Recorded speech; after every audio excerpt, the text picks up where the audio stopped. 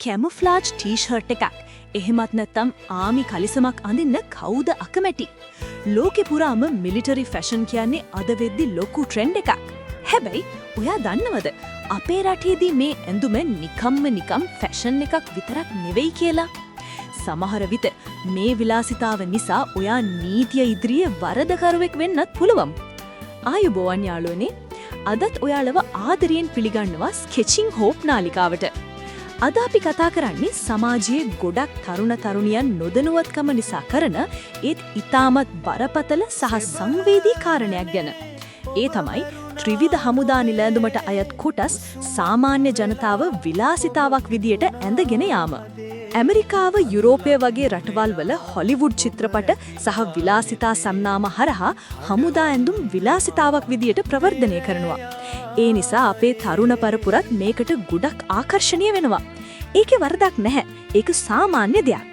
හැබැයි අපි තේරුම් ගන්න ඕනේ ලංකාව කියන්නේ දශක 3ක කුරිරු යුද්ධයක් පහු කරපු රටක්. අපේ රටේදී මේ කැමොෆ්ලාජ් ඇඳුම කියන්නේ සන්නාමයක් නෙවෙයි. ඒක ජීවිත පරිත්‍යාගයේ සංකේතයක්. මේ නිල ඇඳුම සල්ලි දීලා කඩෙන් ගන්න පුරුවන් දෙයක් නෙවෙයි. මේක අපේ රණවිරුවන් තමන්ගේ දහඩිය, කඳුළු සහ ලේ පුද කරලා මාස ගණන් කටුක පුහුණුවීම් කරලා උපයාගත්ත දෙයක්. මේ ඇඳුම පිටපස්ස අහිමි වුණු අත්පා තියෙනවා. පවුල්වර කඳුළු තියෙනවා. වීරෝදාර ඉතිහාසයක් තියෙනවා. ඉතින් අපි ඒ ඇඳුම හරි ඒකට සමාන රෙදි කෑල්ලක් හරි ඇඳගෙන ටික්ටොක් වීඩියෝ කරනකොට පාටි වලට යනකොට ඊ උත්තරීතර අගය අපි නොදැනුවත්වම හැල්ලු කරනවා නේද? මේකේ තියෙන බරපතලම කාරණාව මේකයි. ලංකාවේ නීතියට අනුව ශ්‍රී ලංකා යුද, නාවික, ගුවන් හමුදාවට හෝ පොලිසියට අයත් නිල ඇඳුම්, ලාංඡන, පටි, සපත්තු හෝ ඊට ඉතා සමාන කැමොෆ්ලාජ් රටා සාමාන්‍ය සිවිල් වැසියන් භාවිතා කිරීම නීතියෙන් සම්පූර්ණයෙන්ම තහනම්. දණ්ඩ නීති සංග්‍රහය යටතේ එය දඬුවම් ලැබිය හැකි වරදක්. ඇයි එහෙම නීතියක් තියෙන්නේ?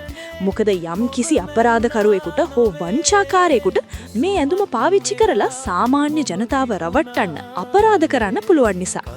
ඒ වගේම එය ජාතික ආරක්ෂාවටත් ලොකු තර්ජනයක්. අපේ ගොඩක් අය මේ ඇඳුම් අඳින්නේ හමුදාවට තියෙන ආදරයට සහ ආඩම්බරයට වෙන්න පුළුවන්.